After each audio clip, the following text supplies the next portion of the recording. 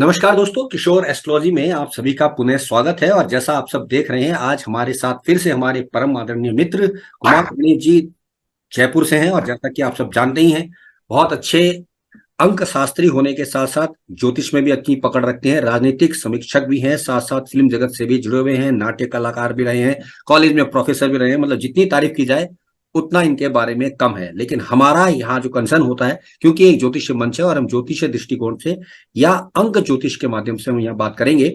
और जैसा कि आप सब जानते हैं, पिछले कई भागों में हमने आने वाले भविष्य के बारे में, भारत के बारे में और अन्य राज्यों में जो चुनाव होना है उनके विषय में जानकारी आपको दी है।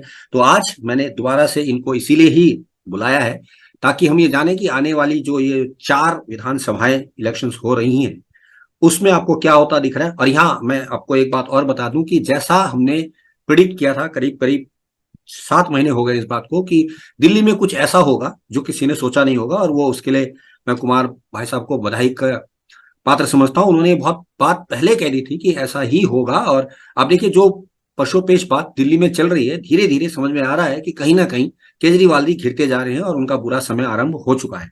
तो खैर, उस पर भी चर्चा होगी हमारी। लेकिन आज जो हमने बात करनी है, 2024 में क्या लगता है और इसके अलावा जो 4 राज्यों में विधानसभा चुनाव होने वाले हैं उसमें क्या होता दिख रहा है। तो ज्यादा समय नहीं लेता हूं, स्वागत करते हैं कुमार जी का। नमस्कार सर। जय श्री राम। जय श्री राम। जी आदेश किशोर भाई। क्या लग रहा है सर, ये जो 4 विधानसभा आ रही हैं और जो कर्नाटक का हाल भारत क्या नाम एमपी का हुआ, और उसको देखते हुए सो कॉल्ड ज्योतिषी जो यूट्यूबर्स हैं या जो फेसबुक हैं बड़े चौड़े हो गए कि जी अब ये चारों हारेगी और मोदी जी बाहर जाएंगे, फलाना ठिकाना। कुछ लोग तो ऐसा दावा किए बैठे हैं कि वो बस मोदी के साथ रात दिन खाना ही खा रहे हैं, उनको सब पता है। तो क्योंकि हम लोग यहाँ गंभीर चिंतन की बात करते हैं, और मैं एक बात और बता दूं दोस्तों, अगर आप लोग हमारे मंच पे पहली बार आए हैं तो अगर आप ज्योतिष पे यकीन करते हैं या सीरियस ज्योतिष को समझना चाहते हैं तो आप हमारे साथ जुड़े रहिएगा। लेकिन अगर आपको लग रहा है कि ये अन्य मंच की तरह हम बात करेंगे, लबोलुआ बात करेंगे, हम बिल्कुल ऐसा नहीं करते, हम डायरेक्ट बात करते हैं। अगर गलती होती है तो हम क्षमा भी मांग लेते हैं। तो इसलिए मैं पहले आपको कह दूं, अगर आप सीरियस ज्योतिष पे यकीन करते हैं या आप जानना समझना चाहते हैं कि ज्योतिष किस तरह से काम करता है, और अंक ज्योतिष में क्योंकि हम मानते हैं कि कुमार जी का कोई जवाब नहीं है, वो आपको बिल्कुल प्रॉपर तरीके से समझाते हैं कि हमने कैसे गणना की, क्यों गणना की और क्या हुआ और क्या परिणाम निकला। आज तक उनकी कोई भी बात हमारे इस मंच पे गलत तो साबित नहीं हुई है। तो हम उसी पर चर्चा करेंगे। तो कुमार जी, हम ये जानना चाहेंगे, जो 4 राज्यों में अब जो विधानसभा होने वाली है, जो कि लगभग इसी साल के एंड में या अगले वर्ष की शुरुआत में हो जाएंगे, क्या लगता है, मतलब जो कर्नाटक का हाल हुआ या जो देश में हालात चल रहे हैं, अधिकतर हवा ये चल रही है, एक ग्रुप जो मोदी भक्त कहलाता है या बीजेपी भक्त कहलाता है उसका कहना है कि इस बार मोदी 400 पार कर जाएंगे, और कुछ का कहना है कि जी बहुत मुश्किल होगी, संभवतः इंडिया ने जो नए 26 गुट जुड़ गए हैं उठा फटक मचेगी, क्योंकि 15वां साल शुरू होगा, 10 साल तो हो चुके हैं वगैरह वगैरह। तो खैर, आगे भी चर्चा करेंगे। लेकिन आपको क्या लग रहा है, मतलब ये, क्योंकि ऑफकोर्स 4 राज्यों में विधानसभा का होना बहुत बड़ा एक मुद्दा है, क्या बीजेपी के हाथ से ये राज्य छूट रहे हैं, या बीजेपी की पकड़ देश में, राष्ट्र में कम हो रही है, या लोग इसको समझ नहीं पा रहे हैं, मतलब कुछ और हो रहा है, बताया कुछ और जा रहा है। तो क्या लग रहा है आपको आगे? और हाँ, एक बात और बता दूं दोस्तों कि 15 अगस्त गुजर गया है, और जैसा कि कुमार जी चलित अंकों पे काम करते हैं, तो 15 अगस्त से हमारा नववर्ष भी आरंभ हो जाता है। भारतवर्ष की बात करेंगे तो हम उस दृष्टिकोण से भी यहाँ पर बात करेंगे। जी किशोर भाई, सबसे पहले तो आप और हमारे सभी दर्शकों को मेरा जय श्री राम प्रणाम। जैसा कि हमारे सभी दर्शक मित्र, खासकर जो नियमित दर्शक हैं, उन्हें पता है कि हम इस मंच पर न सिर्फ देश की बात करते हैं बल्कि विदेश की भी बात करते हैं। बिल्कुल। इसी मंच पर अमेरिका के राष्ट्रपति की भी बात की, तो ब्रिटेन के, ग्रेट ब्रिटेन या यूनाइटेड किंगडम या इंग्लैंड के प्रधानमंत्री पद के लिए भी बात की, लिज ट्रस की बात की, तब शुनक नहीं होंगे ये कहा था, बिल्कुल। फिर शुनक होंगे ये कहा था, ये सारी बातें की। किशोर भाई, जहां तक इन 4 राज्यों की बात है, उससे पहले एक बात वो कर लिया, जो आपने कहा कि कुछ यूट्यूबर या कुछ लोग या चाहे मोदी भक्त हैं, वो ये कहते हैं कि इस बार कितने 450, कितना कहा 400, आपने, 400 400 सवा करीब माना जा रहा है। 400 के पार। देखिए, वैचारिक प्रतिबद्धता जो होती है राजनीतिक विचारधारा की, वो एक अलग बात है, वो एक अलग विषय है, क्योंकि राजनीतिक विचारधारा के दृष्टिकोण से अगर बात करें बिल्कुल तब तो प्रत्येक व्यक्ति को अधिकार है कि वो अपने दल को अधिक से अधिक सीटें दिलवाए, बिल्कुल। इसमें कोई ऐतराज आपत्ति वाली बात नहीं है। तो इसलिए अगर भली चाहे उन्हें मोदी भक्त कहें, भाजपा भक्त कहें, उनके कार्यकर्ता समर्थक कुछ भी कहें, कोई भी नाम दे दें बोले, और अगर वो कहते हैं कि 400, वो 425 भी कह सकते हैं, उसमें कोई बिल्कुल समस्या नहीं है। ये बात सही है, युद्ध लड़ने वाले युद्ध का लक्ष्य बड़ा ही रखते हैं। बिल्कुल कौन ऐसा होगा जो ये कहेगा कि हम 250 ही जीत रहे हैं? आप ये बिल्कुल बताइए, कोई होगा? नहीं होगा ना।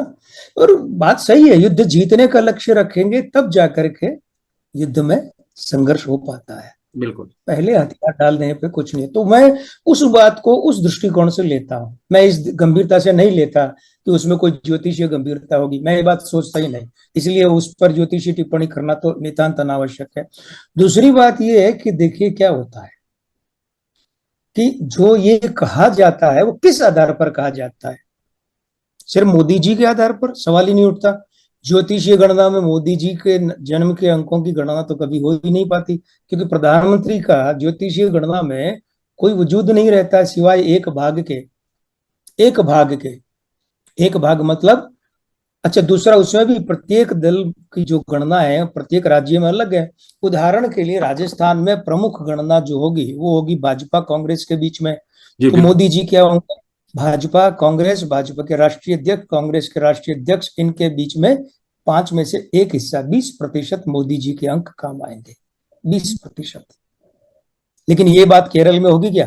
बिल्कुल नहीं, केरल में अलग अलग हो जाएंगे, भाजपा का वहां नाम ही नहीं होगा। नाम ही ये नहीं। बात तमिलनाडु में क्या, वहां नहीं, पश्चिम बंगाल में भाजपा होगी लेकिन कांग्रेस के अंक वहां कितने काम करेंगे?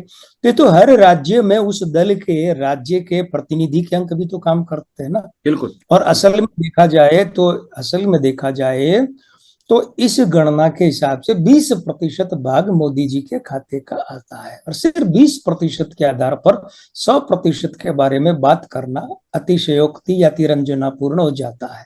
मैं बिल्कुल इतने ही शब्द काम लूंगा। अब रहा सवाल ये है कि देखिए बहुत सी गणनाएं चलती है, असल में क्या होता है कि हिट एंड रन हो गया, राजनीतिक भविष्यवाणी करना, करके निकल जाओ, सही बात। लेकिन कहने का आधार तो बताइए। वो एक इंटरेस्टिंग बात ये है कुमार भाई कि वो कोई नहीं बताता, वो कोई नहीं बताता। होगा तो बताएंगे ना, नंगा क्या नहाएगा और क्या नहीं छोड़ेगा, ये जो कहावत मुंह है। में आया बोल देते हैं। उसका कारण है, इसी कारण से हम ज्योतिषियों की विश्वसनीयता कम होती है। देखिए पहली बात है कि हम विद्यार्थी हैं, हम सही। एस्ट्रो गुरु और न्यूमेरो गुरु और दादा और फलाने गुरु जी और ढिकाने गुरु जी और वो प्रिंस और किंग और क्वीन, हम वो सब नहीं है। हम ज्योतिष के विद्यार्थी हैं, बिल्कुल शिक्षार्थी, हम प्रैक्टिस करते हैं भाई। पहली बात तो कोई भी भविष्यवाणी जीवन मरण का प्रश्न नहीं होती है बिल्कुल बिल्कुल कि ऐसा नहीं तो मैं ज्योतिष छोड़ दूंगा, बेवकूफी की बात है। दूसरी बात यह है कि जब भविष्यवाणी की जाती है तो उसका कोई न कोई एक आधार होता है। तो मैं जैसा कि अपने अंक ज्योतिषी आधारों की बात करता हूं, तो जैसे मैंने 32 विधियों से कर्नाटक की भविष्यवाणी की थी। सीखना क्या होता है, मैं उसका थोड़ा सा उदाहरण, फिर आपके मूल प्रश्न पर आऊंगा। 32 विधियों में से एक विधि चयनित करके वो दे दी, उस विधि के हिसाब से सीटें कम ज्यादा निकली कर्नाटक में।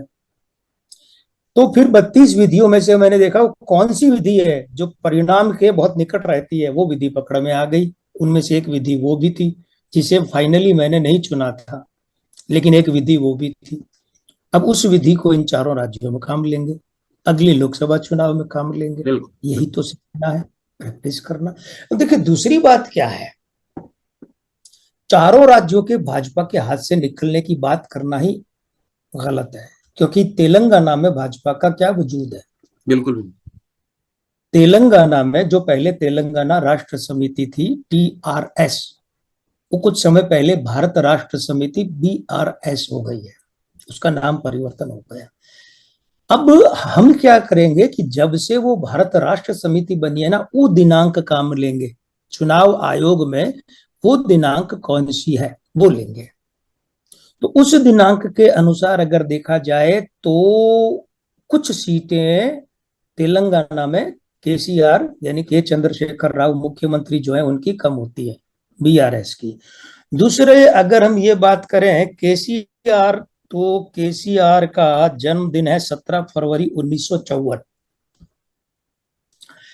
केसीआर के नाक को ध्यान से देखिए, ये नाक जो होता है ना वो स्त्रियंक खराब होने का सूचक है, इसीलिए ये कांग्रेस को तोड़कर छोड़कर बगावत करके अलग आए। बिल्कुल। और हाँ, कांग्रेस को छोड़कर फिर अलग अपना दल बनाया, क्योंकि अंक दो दल का, परिवार का, पार्टी का होता है। तो ये मेरे हिसाब से तेलंगाना राष्ट्र समिति की बजाय भारत राष्ट्र समिति, उन्होंने ठीक है राष्ट्रीय महत्वाकांक्षाओं को लेकर ये नाम किया, लेकिन ये गलत कदम उठाया है, गलत दिन। इसकी जो दिनांक है ना वो ये बताती है कि इस सरकार के एक तो कुछ सीटें इस बार पिछली बार से कम होंगी, और भाजपा की जहां तक बात करते हैं तो वो कुछ सीटों का फायदा भाजपा को मिल सकता है वाली बात करेंगे, क्योंकि ऐसा होगा निश्चित रूप से, ये तो परमात्मा ही जानते, विधाता ही कहेंगे, हम नहीं कहेंगे। तो भाजपा को निश्चित रूप से कुछ सीटों का वहां लाभ हो सकता है। ये भी हो सकता है कि वो प्रमुख विपक्षी दल बन जाए या प्रमुख विपक्षी दल बनने के आसपास पहुंच जाए, ऐसा भी हो सकता है। तो ये बहुत बड़ी बात होगी ना। जैसे भारतीय जनता पार्टी पश्चिम बंगाल में 3 सीटों से 73 सीटों तक पहुंच गई, तो ये प्रगति हुई ना, बहुत बड़ी हुई। बिल्कुल। तो लेकिन कुल मिलाकर तेलंगाना में जो सत्ता है वो मैं के चंद्रशेखर राव के यानी बीआरएस जो अभी सरकार है जिस पार्टी की, उसी के हाथों में देख रहा हूं। मगर अब क्या है कि ये जो चुनाव आ रहे हैं ये खंडित योग में हो रहे हैं। देखिए हर 5 साल बाद चुनाव होते हैं, राज्य के अंक में क्या बदल जाता है, राज्य का आयु अंक निर्माण का बनने का, और दूसरा क्या बदल जाता है, कैलेंडर वर्ष बदल जाता है। इस बार 2023 है, 7 का अंक है। 5 साल पहले 2018 था, 2 का अंक था। बिल्कुल अंक बदल गया ना, तो स्वामी ग्रह बदल गया भाई। तो अब वो जो चीज है उसके कारण से तेलंगाना की विधानसभा, ये विधानसभा 2 मुख्यमंत्री देखेगी, देख सकती है 2 मुख्यमंत्री। बढ़िया। कैसे? क्या सरकार बदलेगी? हाँ बदलेगी। किसकी? केसीआर की। तो क्या पार्टी की सरकार बदलेगी? नहीं। बीआरएस यानी भारत राष्ट्र समिति के अंक दुर्बल अवश्य है, लेकिन उसके अंक और तेलंगाना के निर्माण के अंकों के बीच में बहुत ज्यादा दुर्भाव नहीं है, दुर्भेद नहीं है। इस कारण से वहां मुख्यमंत्री का चेहरा बदलेगा, मंत्रिमंडल बदल सकता है कुछ उठापटक, लेकिन जो नया मुख्यमंत्री होगा वो परिवार का ही होगा। और इसलिए अगर मैं अंकों को देखूं तो केसीआर के पुत्र केटी राव जो है, अगर वो बन जाए तो अचंभा नहीं है, लेकिन मुख्यमंत्री बदल सकता है। ये तो थी तेलंगाना की बात। अब आइए छत्तीसगढ़ चलते हैं। राजस्थान से मैं जयपुर बैठा हूं, यहां से बहुत दूर छत्तीसगढ़ चलते हैं, रायपुर। छत्तीसगढ़ में एक खास बात ये देखने में आती है कि 17 दिसंबर 2008 को लगभग दोपहर के बाद के समय में शपथ ली थी, ढलते दिन में शाम से थोड़ा पहले, और वो शपथ ली थी भूपेश बघेल की सरकार ने। उस सरकार को वैसे तो वो मुहूर्त कई ज्योतिषियों ने कहा था कि ये है वो है फलाना ढिकाना, लेकिन असल में उसमें एक खास बात ये थी कि भूपेश बघेल के पितृ अंकों ने वहां खूंटा गाड़ दिया था, मुहावरे में कहें तो। इस कारण से टी सिंहदेव सरगुजा के जो महाराज कहलाते हैं, जिनको कुछ समय पहले उप मुख्यमंत्री का दर्जा दिया गया है, तो टी सिंहदेव पूरा जोर लगाने के बाद भी भूपेश बघेल को विस्थापित नहीं कर। भूपेश बघेल और छत्तीसगढ़ के अंकों की अगर बात करें तो वहां पर यह दिखता है कि न सिर्फ कांग्रेस वहां अपनी सरकार ला सकती है एक बार फिर से, बल्कि अगर वहां भूपेश बघेल भी मुख्यमंत्री के रूप में एक बार फिर से दिख जाए तो अचंभा नहीं होना चाहिए। इसमें खास बात क्या है? फिर वही बात, चुनावी वर्ष और चुनाव का चलित वर्ष खंडित है। खंडित योग के कारण छत्तीसगढ़ की ये विधानसभा भी, पार्टी तो नहीं बदलेगी लेकिन मुख्यमंत्री एक की बजाय दो देख सकते। यानी कि सरकार तो मुझे लगता है कि कांग्रेस की ही रहेगी वहां, वो नहीं बदलेगी, पार्टी नहीं बदलेगी, है ना। लग सकता है अभी ये शब्द इसलिए इस्तेमाल कर रहा हूं क्योंकि अभी मतगणना की दिनांक नहीं आई है चुनाव की, कई सारे और और मेरी गणनाएं जो होती है वो अंतिम रूप से जाकर ठहरती हैं, जो मतगणना की दिनांक होती है ना, वो चारों राज्यों में एक होगी, वो उस पर। लेकिन अभी अगर चलित मान लें कि 10 दिसंबर तक मतगणना के परिणाम अगर आते हैं, तो ये बातें रह सकती है जिनकी अभी मैं चर्चा कर रहा हूं। तो छत्तीसगढ़ की विधानसभा एक पार्टी के दो मुख्यमंत्री देख सकती है। चलिए उसके बगल में उसके पितरी राज्य मध्य प्रदेश में आ जाते हैं। मध्य प्रदेश के लिए पिछला चुनाव मेरे लिए भविष्यवाणी करने के हिसाब से देखा जाए तो बड़ी ऊहापोह का था।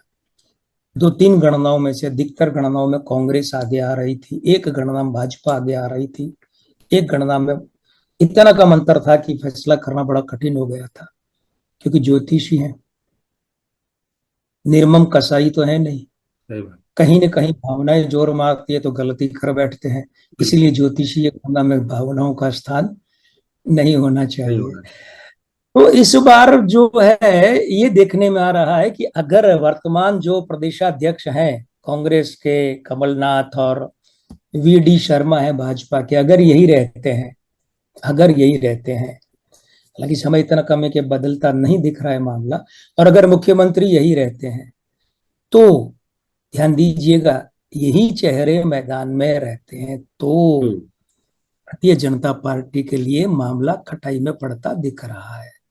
यानी यहाँ एडवांटेज जो है 51-49, तो कांग्रेस के पक्ष में मामला जाता दिखाई देता है। फिर भी मैं मार्जिन लेते हुए कहूंगा कि भाई मध्य प्रदेश में भाजपा और कांग्रेस दोनों एलओसी पर है, बॉर्डर लाइन पर खड़े हैं, बढ़िया।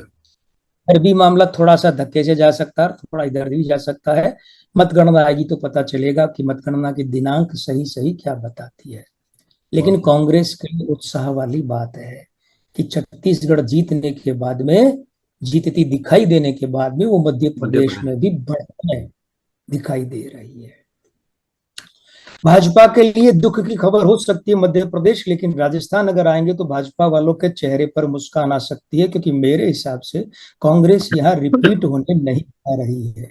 कांग्रेस की सरकार राजस्थान में फिर से बनने नहीं जा रही है। यहाँ जो म्यूजिकल चेयर वाला सिस्टम रहता है कि हर 5 साल में हम राजस्थान वाले सरकार बदल देते हैं, कि जैसे रोटी कहते हैं ना, नहीं बदलेंगे तो पलटेंगे तो जल जाएगी, हम लोग रोटी जलने नहीं देते हैं, हम इस तरीके से चलते हैं। तो कर्नाटक तो राजस्थान नहीं बनेगा, इस मायने में नहीं बनेगा, क्योंकि पिछली कर्नाटक सरकार में तो भाजपा 2 बार आई थी, एक बार कांग्रेस आई, तो पिछली विधानसभा में कर्नाटक में तो सभी पार्टियों की सरकारें आ गई ना, तो कर्नाटक वाला मुहावरा तो यहाँ फिट नहीं बैठेगा। लेकिन अब रहा सवाल ये कि सीटों की संख्या कितनी, तो वो बात फिर वही निर्भर करती है कि जब मतगणना है ना। लेकिन लेकिन लेकिन जो जो चलित के अंक वो बताते हैं कि भाजपा को पूर्ण बहुमत मिलेगा, वो धाकड़ मिलेगा या ठीक ठाक, वो बाद की बात है।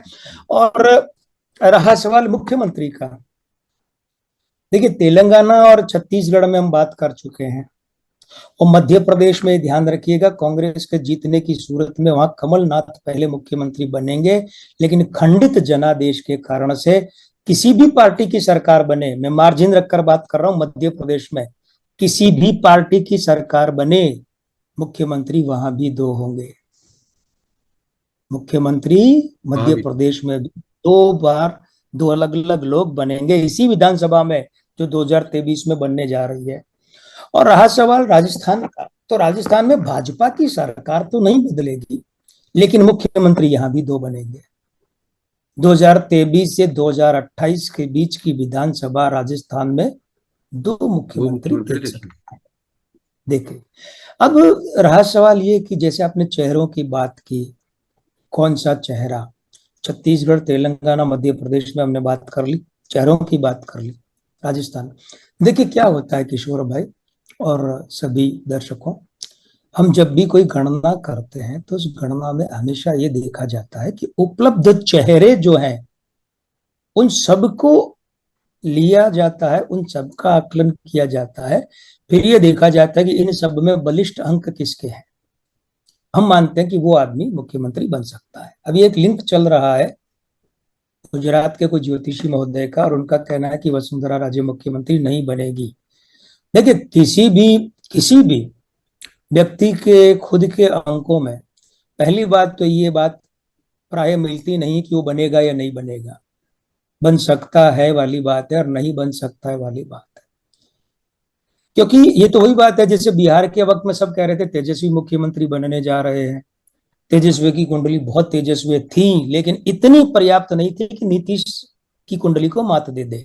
तो जब तक आप दूसरों के साथ तुलना नहीं कर लेते, आप एक व्यक्ति को लेकर कैसे कह सकते हैं कि वही बनेगा या नहीं बनेगा। देखिए, मैं नाम दोहराऊं, ओम बिड़ला, ओम माथुर, राजेंद्र राठौड़, अर्जुन राम मेघवाल, सतीश पूनिया, गजेंद्र सिंह शेखावत, गुलाब चंद कटारिया, सीपी जोशी, दिया कुमारी, ये 9 नाम, और 10वां नाम वसुंधरा राजे सिंधिया, वसुंधरा राजे जो अपना पूरा नाम लिखती है। इन 10 लोगों का अगर आकलन करें, इन 10 लोगों के आकलन में जाकर बात करें तो सबसे तगड़े अंक जो मिलते हैं वो वसुंधरा राजे के हैं।